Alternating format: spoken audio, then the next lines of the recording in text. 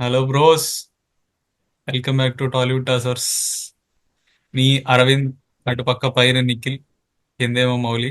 We are back again with another IPL match.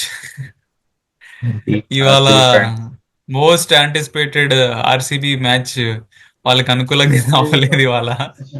నిన్న fans చాలా disappointed గా ఉన్నారు. So let start with Mouli. ఏమైందన్న ఒక్కసారైనా మా వాళ్ళు గెలుస్తారు గెలుస్తారు అనుకుంటే అంత పాతగా జరిగినట్టే జరుగుతుంది. ఎప్పుడు ఓడిపోవడం, 5-6 వేలు పెట్టి టికెట్ చూసే వాళ్ళకి ఎప్పుడు నిరాశ పిలిచడం, అందరూ ఇలా ఎగరడం ఆగిపోవడం, చివరికి బాగా వెళ్ళిపోవడం. ఛ! మీకు బేసికల్లీ ఈసారి ఏం లేదు బ్రో. మీరు హోమ్ మ్యాచెస్ వదులుకోండి, అవే మ్యాచెస్ గెలుస్తున్నారు. మాకు హోమ్ మ్యాచెస్ మీ హోమ్ మ్యాచెస్ కాదు. అవుట్ సైడ్ ది హోమ్ అవుతుంది, హోమ్ అవే అయిపోతుంది మాకు. అదే కాదు. కదా. నిన్న పెద్ద పెద్ద డైలాగ్ వేసినావు. ఫిల్ సాల్ట్ అన్నావు, ఈసారి కప్పు డామ్లే అన్నావు, ఆ భువి అన్నావు, ఆ, హేజిల్వుడ్ అన్నావు. ప్రతిరోజు పండగ మంది అవ్వదు నాకు. కొన్ని చేతి రోజులు వస్తాయి, ఆ రోజు ఈ రోజు వచ్చింది అంతే. ఎందుకో బండ్ల గణేష్ గుర్తొస్తుంటారు నేను చూస్తుంటే, ఆ కాన్ఫిడెన్స్ చూస్తుంటే. ఏం చేస్తాం. ఆ డైలాగులు అయితే కూడా అలాగే వేసాడు పాపం.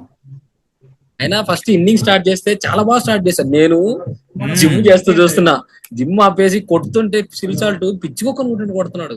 నాకు అబ్బా! పాయింట్ ఆఫ్ వ్యూ లో, ఒక పాయింట్ ఆఫ్ టైమ్ లో ఎస్ఆర్హెచ్ పవర్ ప్లే స్కోర్ ని బీట్ చేస్తారు అనుకున్నా. నేను 125. నా పక్కన కొడుతున్నా ఈరోజు 300 కొట్టేలాగా ఉన్నారే అని. ఓ అమ్మ వద్దులే. మంచి ఫ్లో లో ఉన్నారు bro. Philip Salt run out was a big break వాళ్ళకి. అయినా ఆ రన్అట్ల కోహ్లీ గురించి ఏడ్రా నిఖిల్, కోహ్లీ ఎన్ని రన్అట్స్ చేస్తాడ్రా, ఎంతమంది ఒక చేస్తాడ్రా?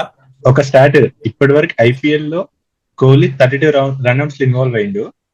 అందులో మోస్ట్ అనుకుంటా. కోహ్లీ రన్అట్ అయింది 8 times. Kohli opposite partner run out అయింది 24 టైమ్స్. ఎప్పుడైనా కోహ్లీ ఎట్లుంటది బ్రో?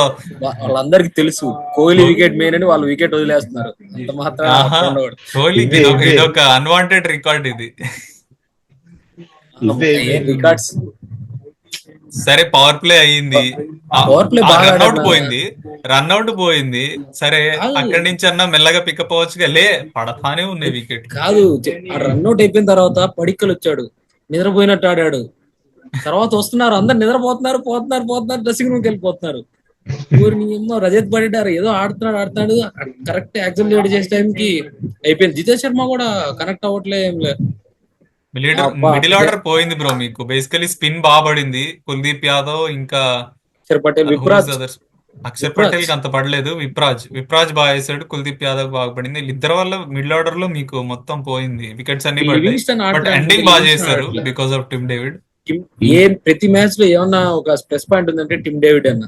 నేను 120, 130 అవుట్ మంచి అయిపోతాను ఫినిష్ అనుకున్నా. ఇచ్చాడు. టిమ్ డేవిడ్ కొంచెం మాత్రం డిఫెండబుల్ స్కోర్ తీసుకెళ్ళాడు బ్రో. ఆల్మోస్ట్ డిఫెండ్ చేస్తారు, కరెక్ట్ చేస్తారు, కానీ జస్ట్ హేజిల్వుడ్ ఓవర్ నుంచి స్టార్ట్ అయింది. ఒక్క వికెట్ ఆల్మోస్ట్ అంతే. డిఫెండ్ కాదులే. లేదు లేదు దేర్ లేదు, వాజ్ లేదు ఒక్క వికెట్ పడుంటే చేసేవాళ్ళు గ్యారంటీ. డీసీ స్కోర్ 10 అవర్స్ ఎంత ఉండేరా? అరౌండ్ 60-70 ఉండే. ఎన్ని ఓవర్స్, 60 ఓవర్స్ వాళ్ళు ఎంత ఉంది. బేసిక్ అక్కడ డిఫరెన్స్ ఏమొచ్చిందంటే కేఎల్ రాహుల్ అసలు ఎక్కడ రిస్క్ తీసుకోలేదురా. రిస్క్ ఫ్రీ క్రికెట్ ఆడాడు. సింపుల్ గా స్క్వేర్ కట్లు కొడుతున్నాడు, పుల్ షాట్లు డౌన్ ద గ్రౌండ్ ఆడుతున్నాడు గ్యాప్స్ లోకి. 32 ఆఫ్ 32 ఉండే అనుకుంటా. అక్కడి నుంచి 28 ఆఫ్ 28. అక్కడి నుంచి సడన్ గా రజత్ లేసాడు ఇక అంతే. రజత్ పటిదార్ ఆ క్యాచ్ మిస్ లివింగ్స్టన్ చేయకుండా, రజత్ పటిదార్ ఆ క్యాచ్ మిస్ చేయకుండా పవర్ ప్లే లో కదా. పట్టుంటే మాత్రం పవర్ ప్లేలో డీసీ క్లోజ్ అన్న. అప్పటికి క్లోజ్ అయిపోయింది కాదు. నిజంగానే. డీసీ స్టార్ట్ చేయడం కదా బాగా స్టార్ట్ చేశారు. ఐ మీన్ ఆర్సీబీ బాగా స్టార్ట్ చేశారు, ఆర్సీబీ 3 అదే కదా. వికెట్లు పడ్డాయి. హేజల్వుడ్ ఎందుకు ఏపీలేదన్న, అసలు అర్థం కాలేదు. 6th ఓవర్ లో తీసుకొచ్చాడు. But I still mean wickets 4th over పడ్డాయి అయినా కదా బ్రో. వేపించుండొచ్చు. అంతే, పెద్ద ఫోర్త్ ఇంపాక్ట్ ఓవర్ అయినా. అవ్వలేదు. మ్మ్. అంటే హేజిల్వుడ్ ముందుకు రాకపోవడం పెద్ద మైనస్ కాదు, ఎందుకంటే పవర్ ప్లే బాగా అయింది మీకు. 3 వికెట్స్ పడ్డాయి, రన్స్ ఎక్కువ ఇవ్వలేదు. ఫస్ట్ 10 అవర్స్ వరకు బాగానే ఉండే మ్యాచ్. తర్వాత అనవసరంగా బౌలింగ్ చేంజెస్ చేసి లివింగ్స్టన్ తీసుకొచ్చాడు, ఒక లూజ్ ఓవర్ అయింది. దాని తర్వాత కృణల్ పాండ్యా వచ్చాడు, వాదికో లూజ్ ఓవర్. దాని తర్వాత హేజిల్వుడ్. ఆ ఓవర్ తో మొత్తానికి పోయింది మ్యాచ్. బేసిక్ గా అప్పుడు ఇంకొక వీడు బౌలర్ కంటిన్యూ చేయాలి కదన్న, అందుకు తీసుకొచ్చాడు. ఇంకా ఛాన్స్ లేదు, అంటే ఆప్షన్ లేదు.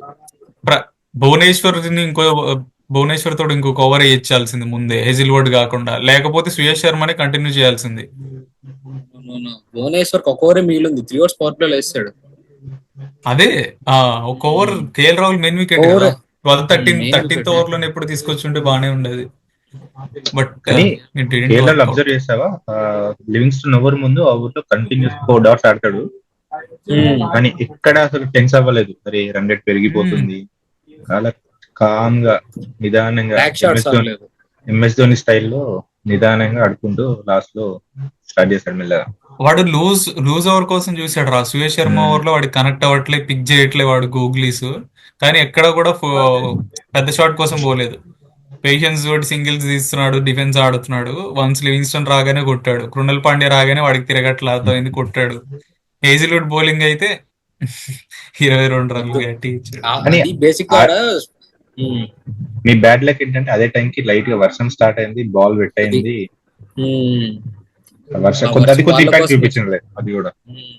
అది కూడా కేఎల్ రాహుల్ మైండ్ సెట్ లో ఒక ఇంపాక్ట్. బేసికలీ ఆ ఓవర్ అయ్యేసరికి ఇంత స్కోర్ చేయాలని ఒక ఎస్టిమేషన్స్ ఉంటాయి కదా, అక్కడి నుంచి మళ్ళీ పికప్ అయ్యాడు. కానీ బేసిక్ గా వర్షం వాళ్ళ కోసమే పడినట్టుందన్న.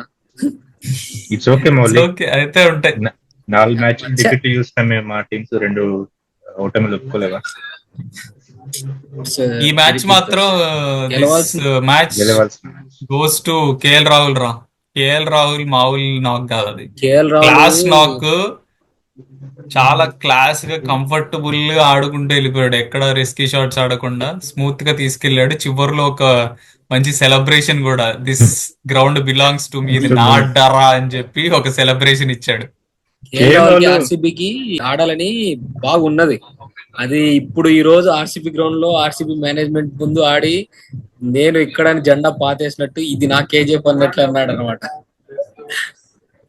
అది ఇంట్రెస్టింగ్ పాయింట్ ఏంటంటే RCB didn't bid for KL Rahul in the auctions, that could have been their chance. But అసలు బెట్టే చేయలేదు, చేసినట్టున్నారు కదా, బట్ దే డిడ్ంట్ గో. అసలు చేయలేదా? చేయలేదు. బేసిక్ గా వాళ్ళు కేఎల్ రాహుల్ కన్సిడరేషన్ లో లేడు. కేఎల్ రాహుల్ ని ఓపెనర్ గానే కన్సిడర్ చేసేవాళ్ళు ఒకప్పుడు ఛాంపియన్స్ ట్రోఫీ అన్నిటి ముందు. కానీ they want Phil's out. Okay, అప్పుడు చాలా బ్యాక్లాస్ వచ్చింది ఆర్సీబీ ఆక్షన్ అప్పుడు కదా. మళ్ళీ తర్వాత అంతా సమకూరిస్తే మంచిగానే అనిపించింది అప్పుడు. Fine, it's okay bro. ఏం చూసావా, మా వాళ్ళు మ్యాచ్ వదిలేకుండా ఏదైనా ఇంట్రెస్టింగ్ గా ఎంటర్టైన్మెంట్ చేయడానికి మా వాళ్ళే ఫస్ట్. నీ వాళ్ళు చేయలే, కేఎల్ రాహుల్ చేశాడు. అది కూడా మా వాళ్ళు అక్కడి వరకు 4 వికెట్స్ తీసుకుంటే కేఎల్ రాహుల్ అంటే చేసేవాడు కాదు కదా. అది పాజిటివ్ గా తీసుకుంటాం ఏదైనా అనేది. Okay, it's good attitude. 18 years experience మాత్రం ఉంటుంది మాకు. Okay fine.